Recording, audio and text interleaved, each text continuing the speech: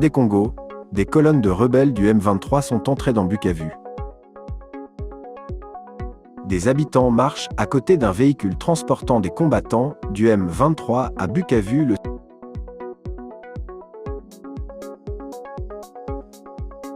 Des colonnes d'hommes du M23 sont entrées dimanche au petit matin à Bukavu, ville de l'Est de la République du Congo, 2 jours après une première incursion des forces rebelles et de leur soutien rwandais.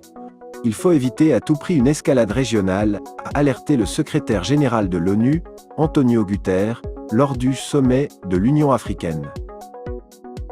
Après une avancée éclair fin janvier à Goma, capitale provinciale du Nord Kivu, le groupe armé M23 Mouvement du 23 mars soutenu par le Rwanda progresse désormais dans la région voisine du Sud Kivu. Dimanche 16 février, des colonnes d'hommes du M23 sont entrées au petit matin à Bukavu, la capitale de la province, explique la correspondante de France 24, Aurélie Bazara Kibangula, citant des sources sécuritaires. Vendredi, les rebelles avaient déjà pris le contrôle de l'aéroport de Kavumu, à une trentaine de kilomètres de la ville, avant de pénétrer dans la capitale du Sud Kivu par ses quartiers nord-ouest. Depuis Kinshasa, le président de la RD Congo, Félix Tshisekedi, a présidé, samedi, une réunion stratégique sur la situation sécuritaire dans l'est du pays. Dans un tweet publié cette nuit sur X, l'armée de la République démocratique du Congo FARD affirmait encore que Bukavu était sous contrôle total des forces loyalistes congolaises. La chute de Bukavu, déjà tombée en 2004 aux mains de soldats dissidents de l'armée congolaise, donnerait au M23 et aux troupes rwandaises le contrôle total du lac Kivu, qui s'étire le long de la frontière rwandaise. Environ 4000 militaires rwandais interviennent dans l'est de la RD Congo, selon l'ONU. En face, l'armée congolaise est notamment soutenue par des troupes sud-africaines et burundaises. Risque d'escalade régionale. Ce week-end, la situation, en République démocratique du Congo, était sur toutes les lèvres lors du sommet de l'Union africaine organisé dans la capitale éthiopienne. Il faut éviter à tout prix une escalade régionale dans le conflit qui ravage les deux pays, a affirmé depuis à Addis Abeba, le secrétaire général de l'ONU, Antonio Guterres.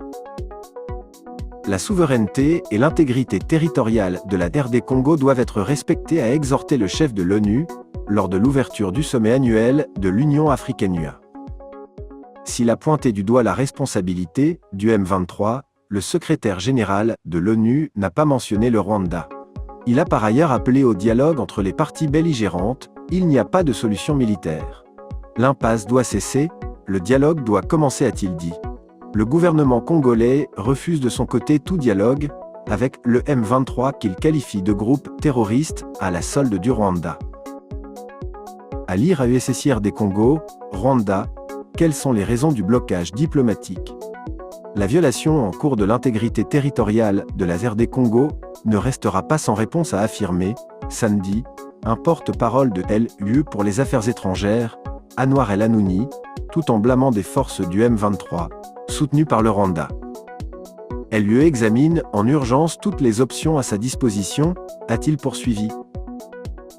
Emmanuel Macron a appelé à un cessez-le-feu immédiat dans la province du Sud Kivu et au retrait des rebelles soutenus par le Rwanda, de la ville de Bukavu et de l'aéroport de Kavumu, en exhortant Kigali à soutenir ces mesures d'urgence.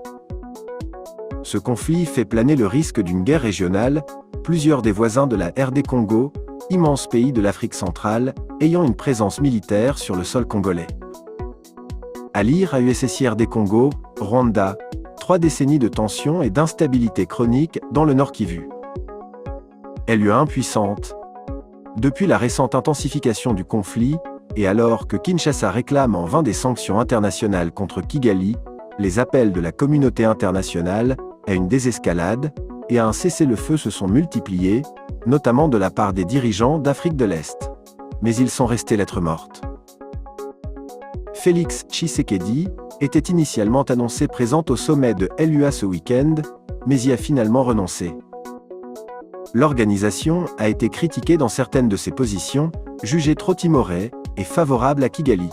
Certains communiqués du président sortant de la commission de l'UA, le Tchadien Moussa Faki Mahamat, s'il appelait à la fin des combats, ne mentionnaient pas le Rwanda.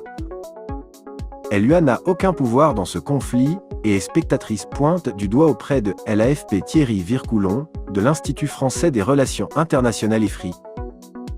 À l'issue du sommet, un nouveau président de la commission de LUA a été désigné pour succéder au Tchadien Moussa Faki Mahamat.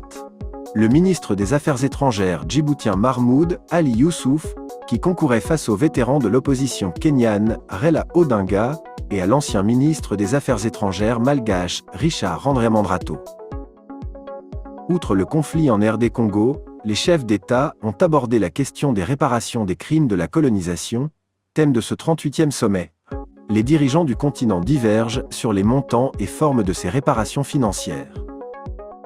À lire aussi le diplomate djiboutien Mahmoud Ali Youssouf élu à la tête de la Commission de l'Union africaine. Avec AFP.